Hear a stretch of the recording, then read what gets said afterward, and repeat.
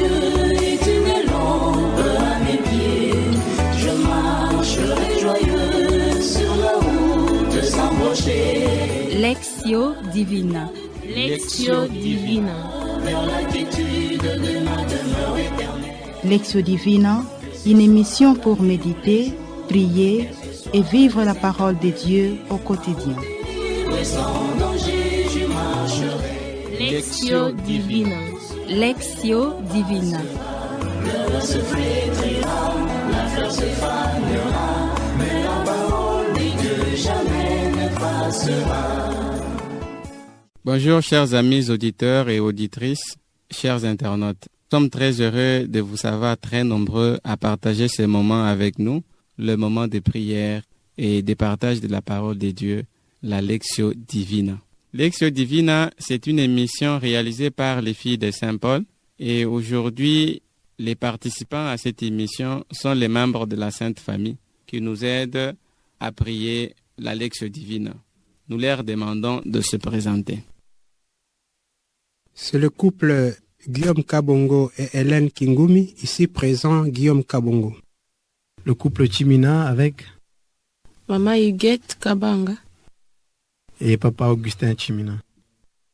Et à la présentation, votre humble serviteur, M. Franck Albert Kadiamba. À la technique, il y a M. Olivier Nguessi et la sœur Rita Alimichi à la réalisation.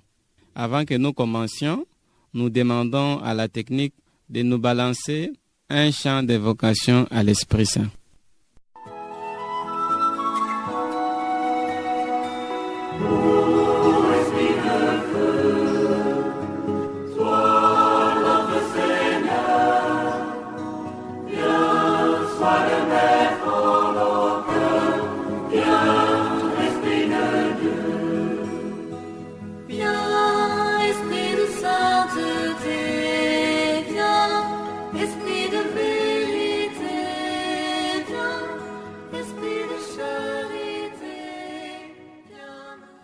Chers amis auditeurs et auditrices, chers internautes, aujourd'hui nous sommes le 3e dimanche de l'Avent. Le texte qui nous est proposé est celui de l'Évangile de Jésus-Christ selon saint Matthieu, chapitre 11, du 2e au 11e verset. Chers frères et sœurs, amis auditeurs et auditrices, nous tendons petit à petit vers la grande fête de la Nativité de notre Seigneur Jésus. Nous sommes donc le 3e dimanche dit le dimanche de Gaudete, qui signifie le dimanche de la joie.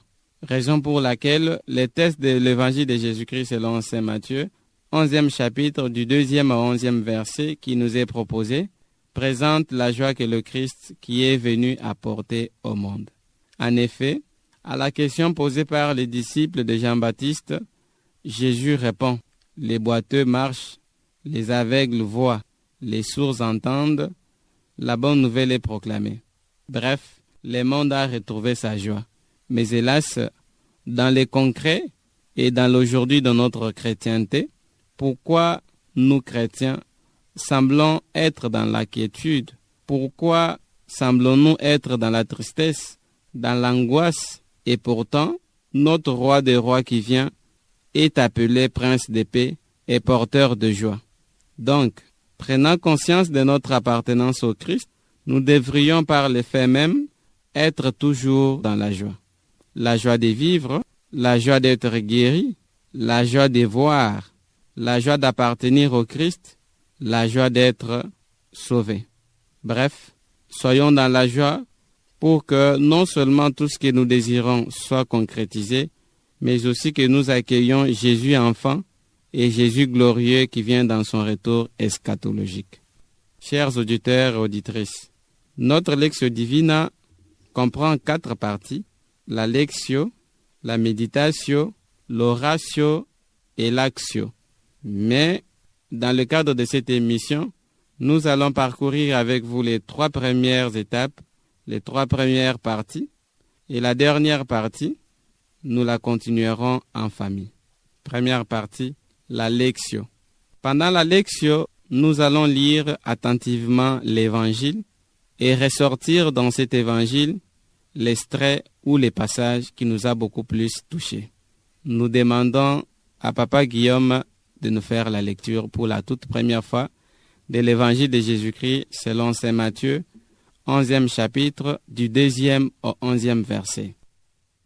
En ce temps-là, Jean le Baptiste entendit parler dans sa prison des œuvres réalisées par le Christ. Il lui envoya ses disciples et par eux lui demanda: Es-tu celui qui doit venir ou devons-nous en attendre un autre? Jésus leur répondit: Allez annoncer à Jean ce que vous entendez et voyez. Les aveugles retrouvent la vue et les boiteux marchent. Les lépreux sont purifiés et les sourds entendent. Les morts ressuscitent et les pauvres reçoivent la bonne nouvelle. Heureux celui pour qui je ne suis pas une occasion de chute. Tandis que les envoyés de Jean s'en allaient, Jésus s'est mis à dire aux foules à propos des gens: Qu'êtes-vous allés regarder au désert? Un roseau agité par le vent. Alors, qu'êtes-vous donc allés voir? Un homme habillé de façon raffinée? Mais ceux qui portent de tels vêtements vivent dans le palais des rois. Alors, qu'êtes-vous allés voir? Un prophète? Oui, je vous l'ai dit, et bien plus qu'un prophète. C'est de lui qu'il est écrit: Voici que j'envoie mon messager en avant de toi pour préparer le chemin devant toi. Amen, je vous l'ai dit. Parmi ceux qui sont nés d'une femme, personne ne s'est levé de plus grand que Jean le Baptiste. Et cependant, le plus petit dans le royaume des cieux est plus grand que lui. Acclamons la parole de Dieu. Louange à toi, Seigneur Jésus. Merci à Papa Guillaume pour cette lecture. Nous demandons à la technique de nous balancer un chant de méditation.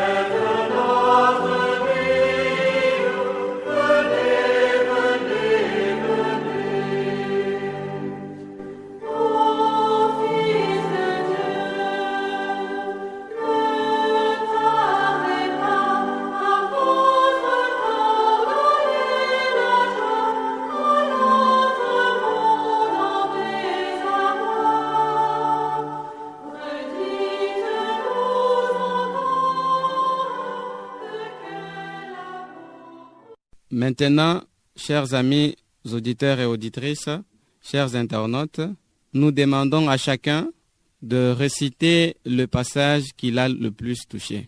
Je pense que vous ferez la même chose dans vos familles. Le passage qui m'a frappé dit ceci: Il lui envoya ses disciples et par eux lui demanda: Es-tu celui qui doit venir ou devons-nous en attendre un autre? Jésus leur répondit: Allez annoncer à Jean ce que vous entendez et voyez. Moi, c'est le verset 5 qui m'a touché. Les aveugles retrouvent la vue, les boiteux marchent, les lépreux sont purifiés et les sourds entendent. Les morts ressuscitent et les pauvres reçoivent la bonne nouvelle. Amen, je vous le dis, parmi ceux qui sont nés d'une femme, personne ne s'est levé de plus grand que Jean le Baptiste. Et cependant, le plus petit dans le royaume des cieux est plus grand que lui. Chers amis auditeurs et auditrices, nous commençons la deuxième partie qui est la méditation.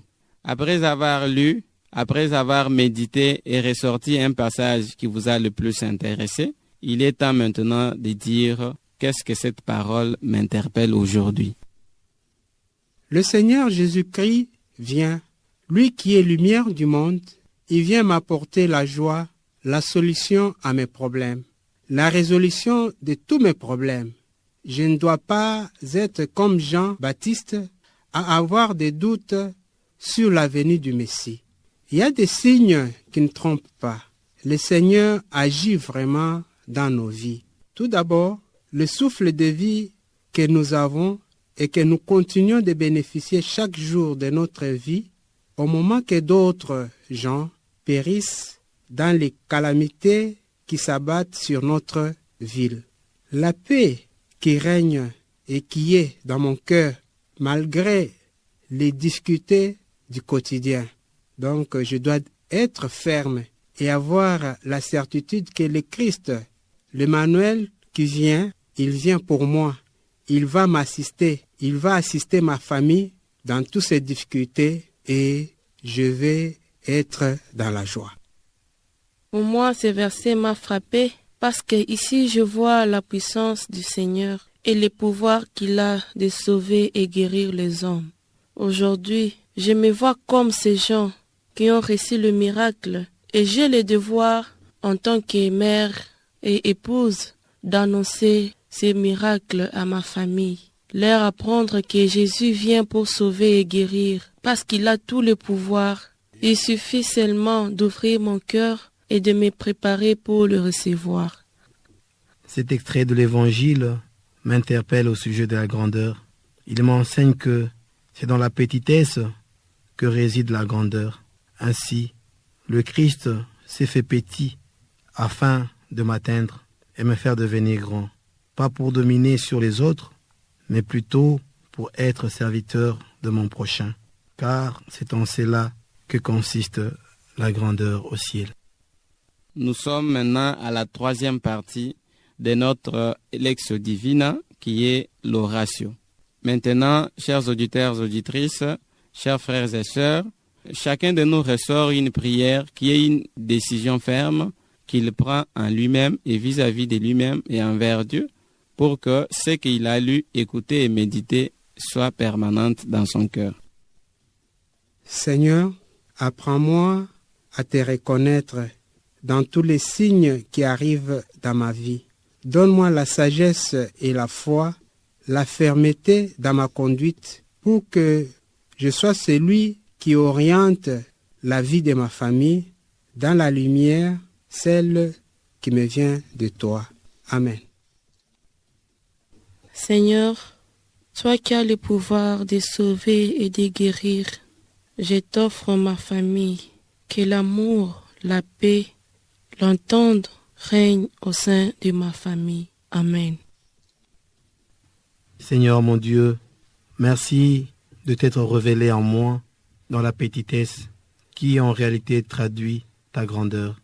Donne-moi la grâce de me reconnaître tout petit devant toi, afin de pouvoir, dans ma petitesse, être proche de mon prochain et de pouvoir le servir, de pouvoir être une occasion, non pas de chute, mais une occasion qui lui permette d'être plus proche de toi. Amen.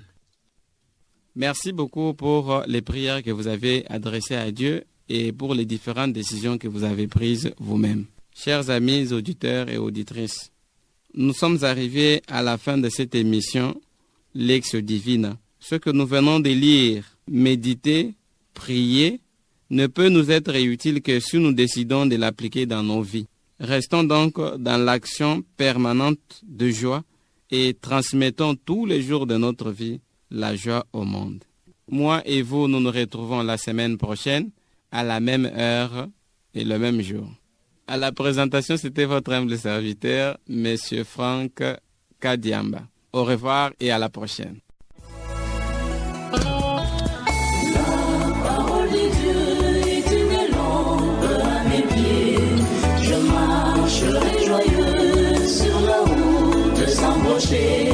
Lectio Divina. Lectio Divina. Lectio Divina, une émission pour méditer, prier et vivre la parole de Dieu au quotidien. Lectio Divina. Lectio Divina. Le se flétrira, la fleur se fanera, mais la parole de Dieu jamais ne passera.